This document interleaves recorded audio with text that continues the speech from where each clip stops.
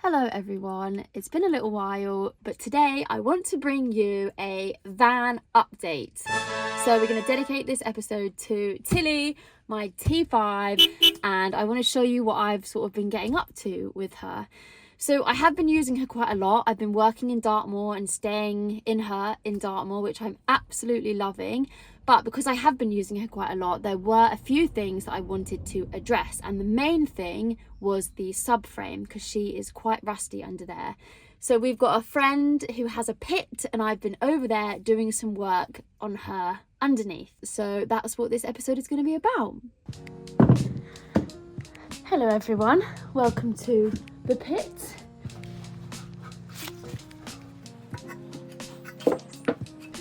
Today I'm starting a process of undersealing my van. So you may have seen in my other video, I bought a Campervan recently. She is a 2006 Volkswagen T5. Because she's 2006, she's fairly old, so she is quite rusty underneath. Now also living in Cornwall with the salt air, I think it can corrode quite quickly. Instead of putting her into a garage and paying for the undersealing, I can't really afford that at the minute. So luckily and thankfully, we have a lovely friend who has a pit. He's very mechanically minded and he's told me exactly what I need and how I can do it myself. Okay, I just want to pause and say a big shout out to Tim, who's been helping me. Thank you for your patience, Tim, your wisdom and your knowledge. It is very much appreciated. So today, the first step is to remove all the flaky bits of rust before we then can start resealing it. So I'm using the wire brush, a screwdriver.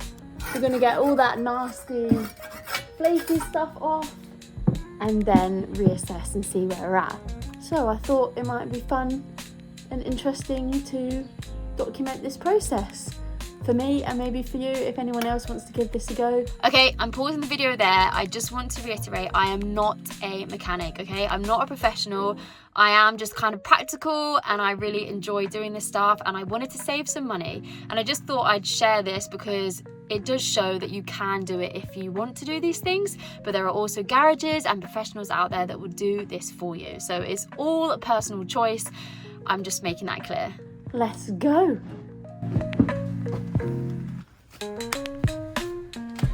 Right.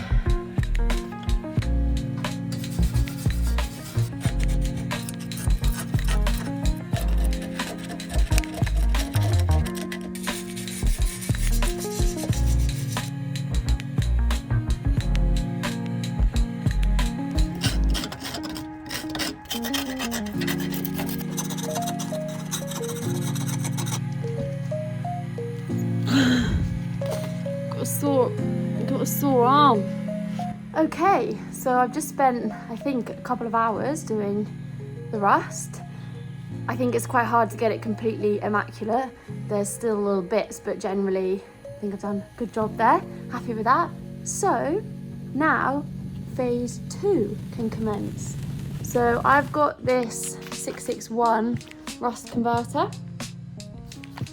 That's what I was recommended to use.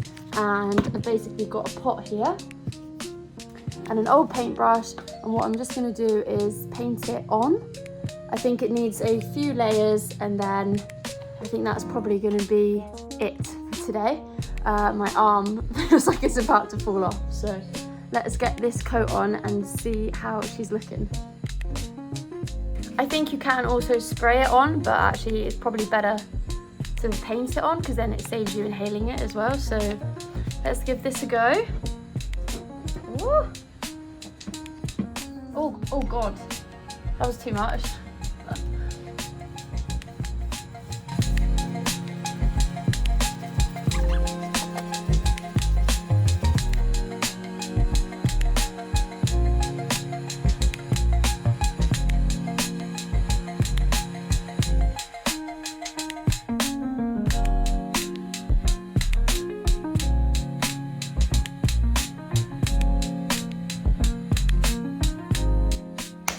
Day 2 in the pit. I've got Tilly here and we're about to put coat number 2 coat number 2 on of the 661.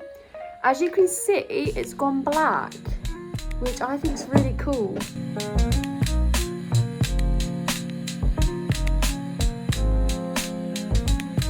Let's get another coat on.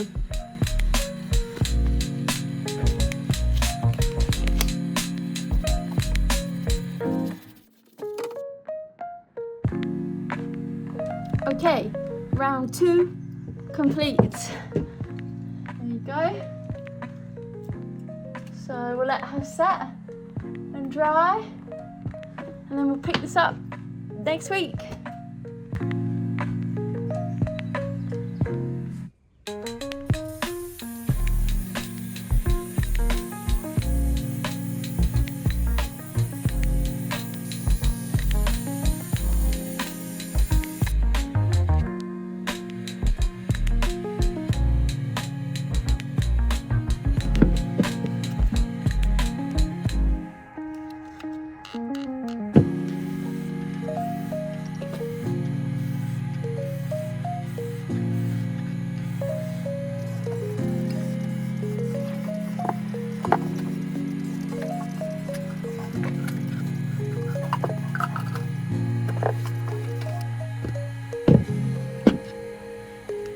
So spraying the Lanoguard was kind of the final stage, and that's basically the front subframe complete now.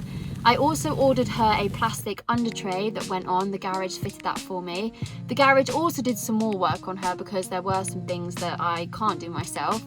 I took her to the garage when I first got her and just asked them to have a look over to see what came up, really. And I did have a list. The brake light I fixed myself. The subframe I've been tackling. I do, however, need to go back to Tim's, thank you Tim, to do the back subframe. So I have to repeat the whole process that you've just seen in that video, but on the back. But the garage, and it did cost me a small fortune, but it's okay because I'm thinking the time and effort and like money I put in now, I'm hoping that this will be it for a while. She did have the front lower arm rearmost bushes replaced, so both of those.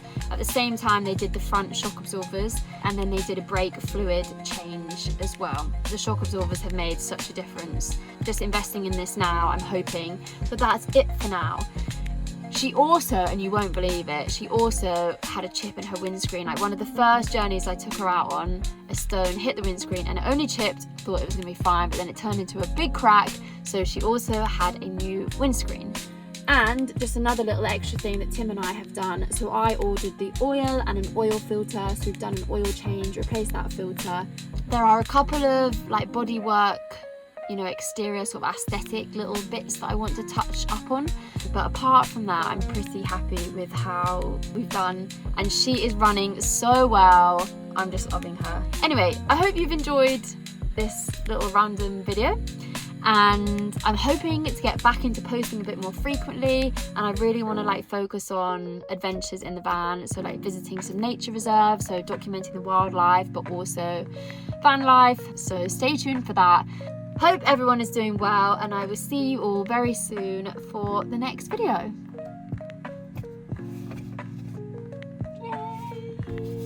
Yay!